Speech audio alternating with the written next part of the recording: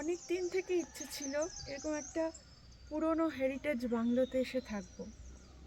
Modern হোটেলে তো অনেক থেকেছি, কিন্তু এরকম হেরিটেজ বাংলোতে থাকার যে অভিজ্ঞতা সেটা এতদিন অধরাই ছিল।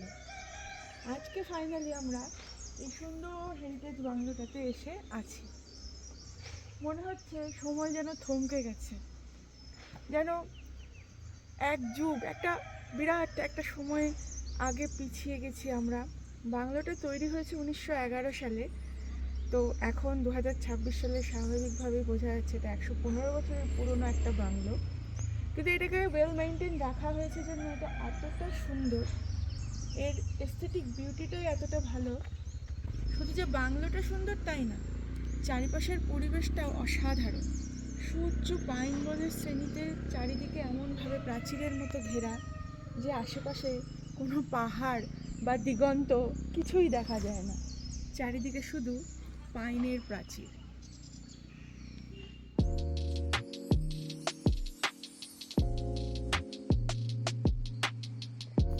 ওই যে নিচে ঘন পাইন বনের মধ্যে দিয়ে এগিয়ে আসছে রোডটি, এই রোড বা রাস্তাটির নাম হচ্ছে পেশক রোড।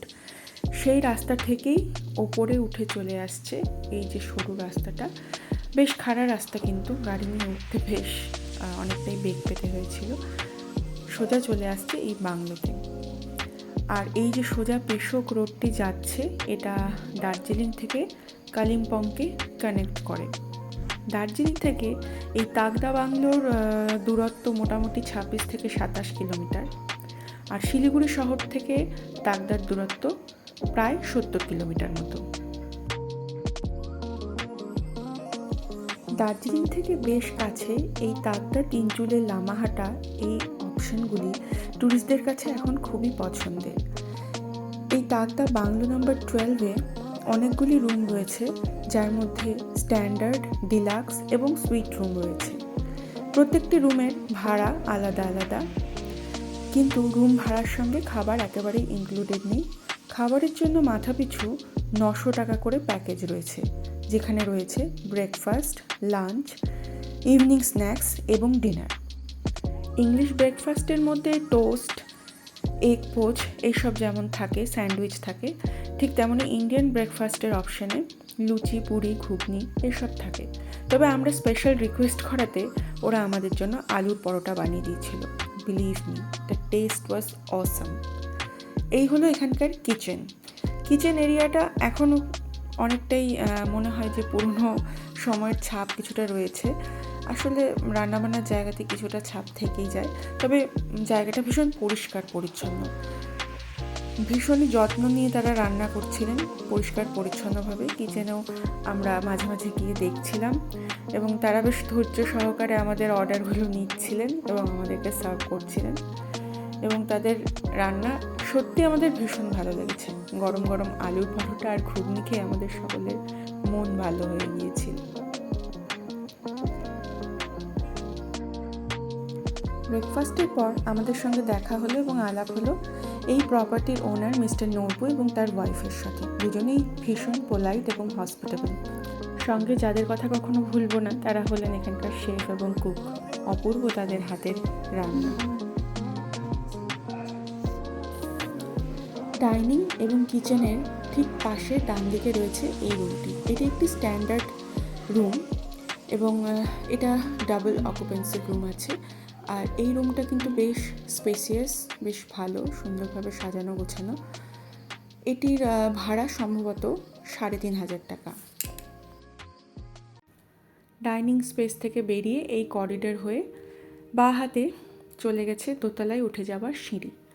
সেদিক দিয়ে সোজা গিয়ে ডান দিকে একতলাতেই একটি রুম ছিল, যেটা আমরা নিয়েছিলাম। আমাদের মধ্যে একটি ফ্যামিলি এই রুমটিতে ছিল।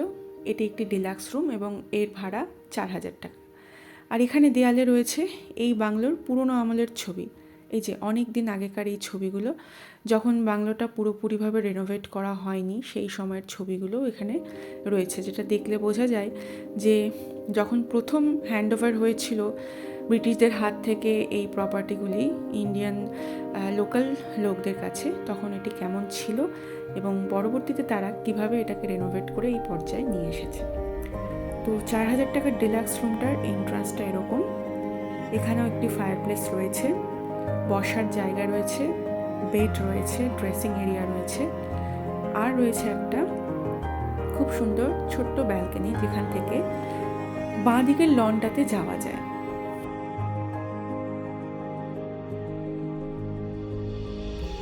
সঙ্গে রয়েছে বেশ spacious attached bathroom as usual ভীষণই নিট অ্যান্ড ক্লিন, অন্যান্য রুমের বাথরুমগুলোর মতোই পরিষ্কার পরিচ্ছন্ন। গিজার রয়েছে, ওয়াশ বেসিন রয়েছে এবং কিছু খুব এসেনশিয়াল টয়লেট্রিজ সেগুলো সেখানে দেওয়া রয়েছে কমপ্লিমেন্টারি হিসেবে। আর এই রুমের বাথরুমের জানালা থেকেও কিন্তু লনের খুব সুন্দর ভিউ রয়েছে।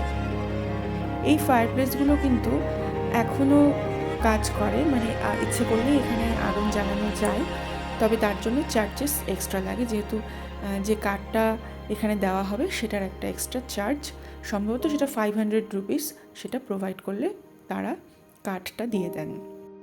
তবে আমাদের ফায়ারপ্লেসে আগুন জ্বালানোর দরকার পড়েনি, কারণ এখানে যতগুলো বেড ছিল সিঙ্গেল এবং ডাবল, প্রত্যেকটা বেডেই কিন্তু ইলেকট্রিক বেড ওয়ার্মার সেট করা ছিল এবং আমরা সেটা টেম্পারেচার অন করেই রেখেছিলাম, তাই ভীষণ আরামে আমরা ঘুমিয়েছি। আমাদের আর এক্সট্রা করে ফায়ারপ্লেসে আগুন জ্বালাতে দরকার হয়নি। এই লনে অলস সকালের অনেকটা সময় আমরা কাটিয়েছি ফটোশ্যুট করে।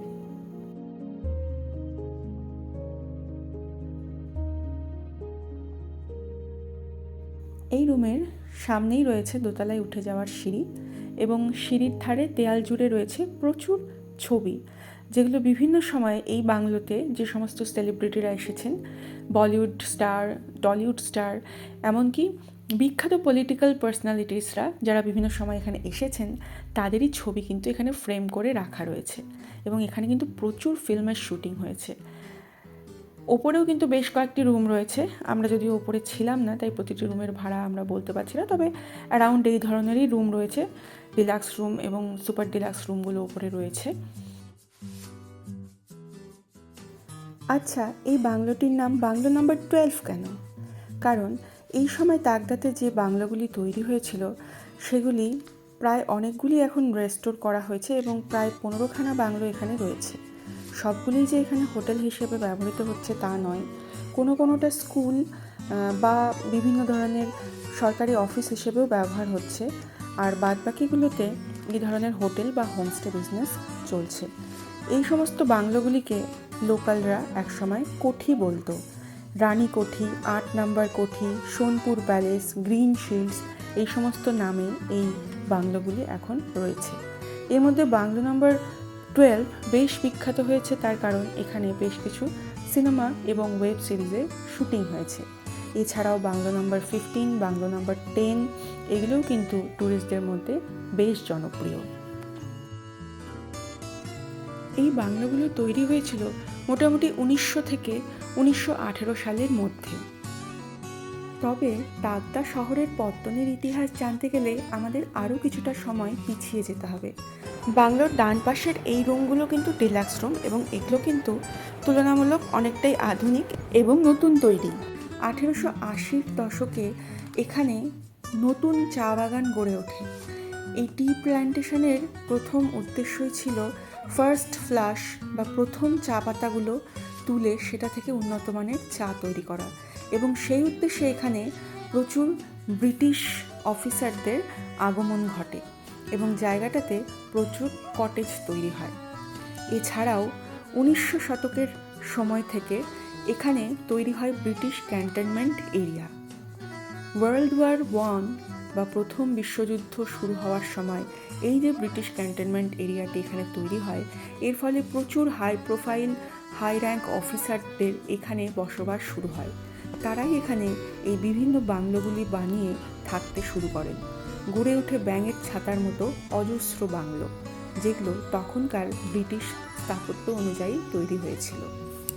এরপর বিশ্বযুদ্ধ শেষ হলো, ভারত স্বাধীন হলো এবং 1950-এর পর থেকে সমস্ত ব্রিটিশ কর্মচারী এবং অফিসাররা এখান থেকে চলে গেলেন, আর এই বাংলোগুলো পড়ে রইল পরিত্যক্ত অবস্থায়। প্রায় 2 থেকে 3 দশক এগুলি এভাবে পরিত্যক্ত পড়ে থাকায় এখানের বাংলোগুলিতে প্রচুর ক্ষয়ক্ষতি হয়েছিল। আবার 1980-র দিক থেকে এই বাংলোগুলি সরকারি উদ্যোগেই লোকালদের মধ্যে এগুলো বিভিন্ন রকম অকশনের মাধ্যমে তাদেরকে হস্তান্তরিত করা হয়। তারা এই বাংলোগুলিকে কিনে বেশিরভাগই এখানে ট্যুরিজম গেস্ট হাউস হিসেবে বিভিন্ন রকম হোমস্টে এবং হোটেল হিসেবে চালাতে শুরু করে। আর কিছু সংখ্যক সরকারি অফিস, স্কুল, কলেজ এগুলোর ক্ষেত্রে ব্যবহৃত হলো।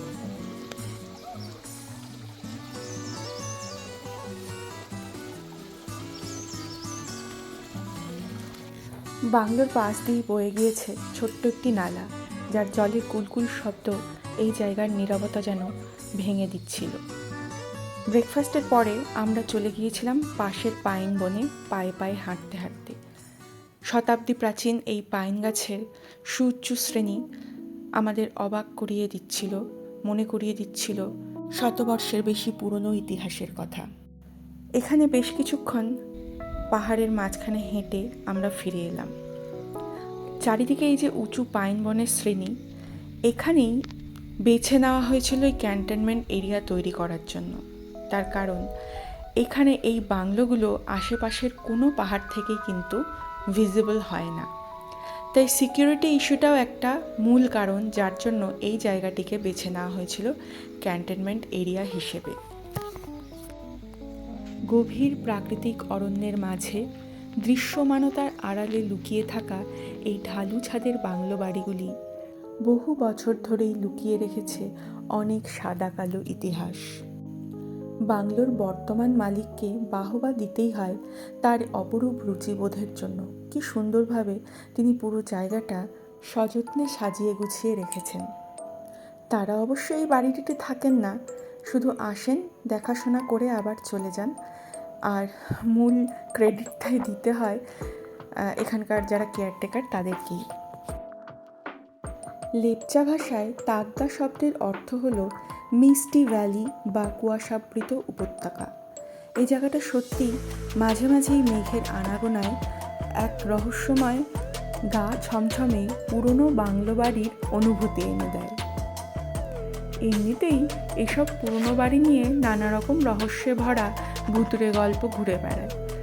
তবে এখানে এসে না আমরা পেয়েছি ভূতের দেখা, না পেয়েছি তেমন মেঘের দেখা। একটা দিনই আমরা এখানে ছিলাম, বেশ সুন্দর ঝলমলে রোদ পেয়েছি দিনের বেলায়, আবার রাতে পেয়েছি ঝলমলে চাঁদের আলো। তার কারণ আমরা এখানে গিয়েছিলাম দোল পূর্ণিমার ছুটিতে।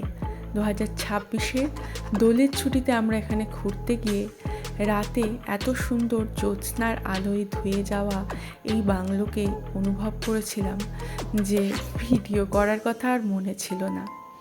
অপূর্ব সুন্দর লাগছিল, ঠিক মায়াবী পরিবেশ বলতে যা বোঝায় তাই। তবে দিনের বেলায় কিন্তু আমরা এখানে মন ভরে ফটোশ্যুট করেছি। এত সুন্দর বাংলোর সামনে ছবি না তুললে চলে?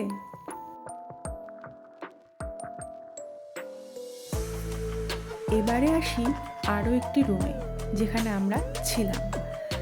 এটি হলো এখানকার সুইট রুম এবং এটা একেবারে সুপার ডিলাক্স একটি রুম। আমার কাছে তো এটা এখানকার বেস্ট রুম মনে হয়েছে। এক তো এটা গ্রাউন্ড ফ্লোরে, সামনে এত সুন্দর লনের ফ্রন্ট অংশটা রয়েছে। লনের সামনের অংশটা ভীষণ সুন্দর সাজানো গোছানো, যদিও সাইডের অংশটাও খুব সুন্দর। তবে এই অংশটা আমাদের এত ভালো লেগেছে। এখানে দুটো রুম রয়েছে এই সুইট রুমে। এই প্রথমে দরজা দিয়ে ঢুকেই রয়েছে এই রুমটি, ছোট্ট একটি ব্যালকনি এবং তার সঙ্গে এই রুম যেখানে রয়েছে ওয়ার্ড্রোব, একটা ফায়ারপ্লেস, বসার জায়গা, সোফা, দুটো সিঙ্গেল বেড এবং ড্রেসিং এরিয়া। তারপর পাশে রয়েছে আরও একটি রুম, এটি হলো বেডরুম, যেখানে একটি বেড রয়েছে, ওয়ার্ড্রোব রয়েছে, সঙ্গে রয়েছে অ্যাটাচড বাথরুম। এই ওয়ার্ড্রোবগুলিতে আমরা যদিও কোনো জিনিস রাখিনি, কিন্তু যথেষ্ট স্পেস রয়েছে। আর বাথরুমটা তো এখানে সেরা ছিল, এত বড় বাথরুম যেন মনে হচ্ছিল একটা ছোটোখাটো বেডরুম। আর হ্যাঁ, এখানে কিন্তু বাথটাবও ছিল। 4,000 টাকার যে ডিলাক্স রুমটা আমরা দেখালাম একটু আগে, যেখানেও আমরা ছিলাম, আমাদের ফ্যামিলির কিছুজন সেখানে ছিল। সেখানে কিন্তু বাথটাব নেই, তবে এই সুইট রুমটাতে বাথটাব রয়েছে ঠান্ডা গরম জলেরও ব্যবস্থা। বিকেলবেলাতে আমরা খুব সুন্দর স্ন্যাক্স আমরা এখান থেকে নিয়ে খেয়েছিলাম, যেখানে ছিল এগ পকোড়া এবং চিকেন পকোড়া। নিমেষে আমরা শেষ করে ফেলেছিলাম, এত টেস্টি ছিল। আর ছিল এখানকার দুর্দান্ত দার্জিলিং টি। এরপর রাতের খাবার, এখানে বেশ তাড়াতাড়ি রাতের খাবার সার্ভ করা হয়, তবে আমাদের কথা ভেবে তারা একটু দেরি করেছিলেন, 9টা সাড়ে 9টার দিকে সার্ভ করেছিলেন। এবং চারিদিক একেবারে নিস্তব্ধ নিশ্চুপ হয়েছিল, শুধু আমাদেরই আওয়াজ গোটা বাংলোতে প্রতিধ্বনিত হচ্ছিল। এখানে চেষ্টা চলছিল খেলা দেখতে দেখতে ডিনার করার, তবে কারেন্ট চলে গিয়েছে বলে খেলাটা দেখা হলো না। তবে ডিনার আমরা দারুণ করলাম, ভীষণই ভালো ছিল। রাতের খাবারও চিকেন ছিল, একটা সবজি ছিল, ডাল ছিল, ভাত, রুটি আর আলু ভাজা, সঙ্গে ছিল স্যালাড। চেটে পুটে আমরা খেয়ে নিলাম। তারপর আর কি, রাতের চাঁদ, জ্যোৎস্না এগুলোর দিকে তাকিয়ে দিনটাকে স্মৃতির খাতায় লিখে নেওয়ার একটা প্রচেষ্টা। আমাদের তো খুব ভালো লেগেছে এই তাকদা বাংলো নাম্বার 12 থেকে। আপনাদের ভিডিও কেমন লাগলো অবশ্যই জানাবেন। আর আমার ভিডিওটা এত ধৈর্য নিয়ে দেখার জন্য সবাইকে অনেক অনেক ধন্যবাদ। দেখা হবে আবার অন্য একটা ভিডিওতে।